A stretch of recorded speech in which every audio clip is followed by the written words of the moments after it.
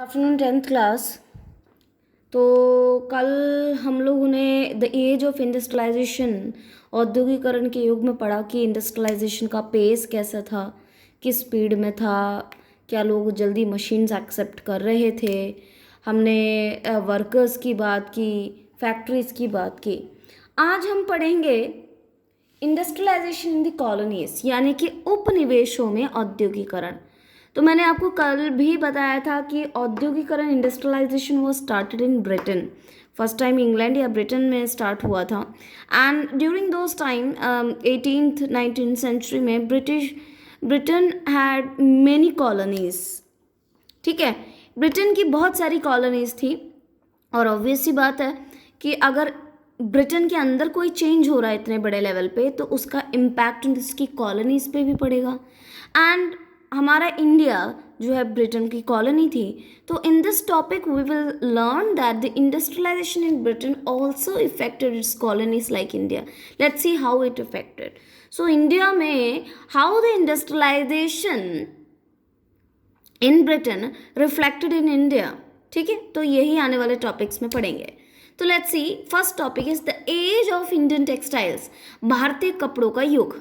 So before the coming of Britishers के आने से पहले या before the age of machine industries, silk and cotton goods from India dominated the international markets in textiles. तो machines के आने से पहले सिल्क और कॉटन इंडिया का पूरे इंटरनेशनल मार्केट में बहुत फेमस था, उसकी डिमांड बहुत ज़्यादा थी।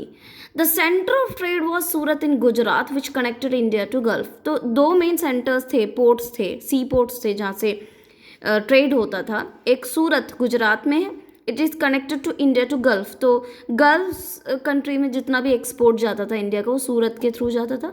Next is Masulipatnam and Hooghly in Bengal. Masulipatnam था और एक हुगली था बंगाल में। ये दोनों पोर्ट्स के लिंक्स थे साउथ ईस्ट एशिया के साथ।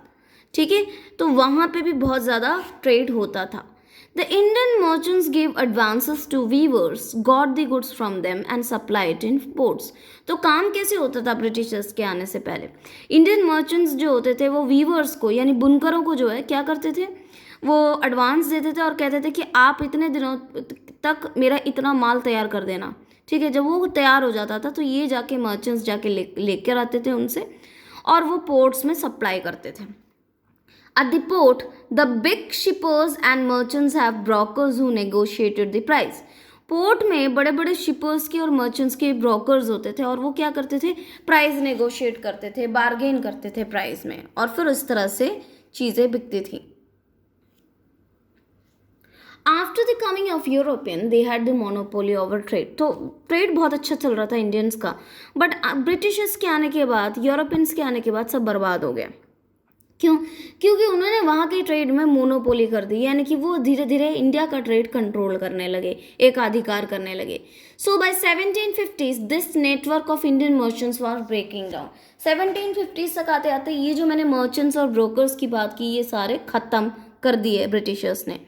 This led to the decline of export from Surat and Hooghly and it decline.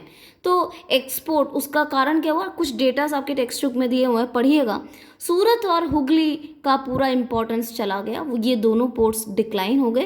क्यों? क्योंकि वहाँ पे एक्सपोर्ट बहुत कम होने लगा, और इन दोनों पोर्ट्स के बदले न्यू पोर्ट्स आने लगे, जैसे बॉम्बे और Calcutta port prospered under Britishers. ये प्रॉस्पर करने लगे, वाई? बिकॉज यहाँ पे इंडियन मर्चेंट्स नहीं काम कर रहे थे, यहाँ पे ब्रिटिशर्स काम कर रहे थे। ये दोनों पोर्ट्स ब्रिटिशर्स के अंडर थे, उनके कंट्रोल में थे। Okay, next is what happened to weavers. बुनकरों का क्या हुआ? See, before the establishment of political power in India by Britishers, the French, Dutch, Portuguese and local traders compete in the market. अब देखो, ब्रिटिशर्स पहले एक व्यापारी बन के ही आए थे, उनका पहले पॉलिटिकल पावर नहीं था।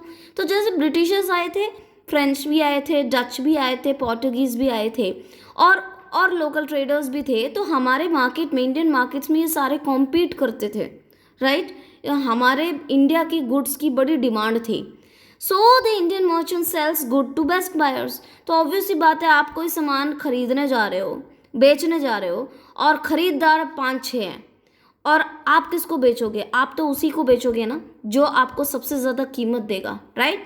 तो इसलिए इंडियन मर्चेंट्स बहुत हाई प्राइस में, जो सबसे ज़्यादा हाई प्राइस दे देते थे उनको देते थे, और इस तरह से कंपटीशन था, right? But when East India Company politically controlled India, it eliminated the competition and controlled the cost. But जब ईस्ट इंडिया कंपनी यानी ब्रिटिशर्स ने धीरे धीरे इंडिया को पॉलिटिकली कंट्रोल करना शुरू किया, तो इन ब्रिटिशर्स ने अपने जितने भी कॉम्पिटिटर्स थे यानी फ्रेंच, डच, पोर्टुगीज, इन सबको धीरे धीरे इंडिया के ट्रेड से बाहर निकाल दिया। अब इनकी खुद की मोनोपोली हो गई, राइट? तो इसके वजह से उन्होंने कंपटीशन को कंट्रोल किया और कॉस्ट को भी कंट्रोल किया। ये उन्होंने कई सारे तरीकों से किया। They had done it through series of steps. वो स्टेप्स क्या क्या हैं? सबसे पहला, Britishers eliminated the traders and brokers and directly control weavers. तो मैंने आपको थोड़ी देर पहले बताया था कि बहुत सारे ट्रेडर्स, मर्चेंट्स और ब्रोकर्स थे, उन सबको ब्रिटिशर्स ने जो है ख़त्म कर दिया, एलिमिनेट कर दिया, और ये डायरेक्टली ब्रिटिश गवर्नमेंट ने वीवर्स के साथ कांटेक्ट किया। Next, they appointed servants called gomasthas to control weavers. अब डायरेक्ट ब्रिटिशर्स ने अपने ऑफिसर्स लगा दिए जिनको उन्होंने गोमस्तास कहा। गोमस्तास क्या करते थे? इन वीवर्स को कंट्रोल करते थे, ये ऑर्डर देते थे उन्हें, और ये उन्हें लोन भी देते थे कई बार, और गोमस्तास कंट्रोल करते थे और वीवर से सामान लेके ये ब्रिटिशर्स को देते थे।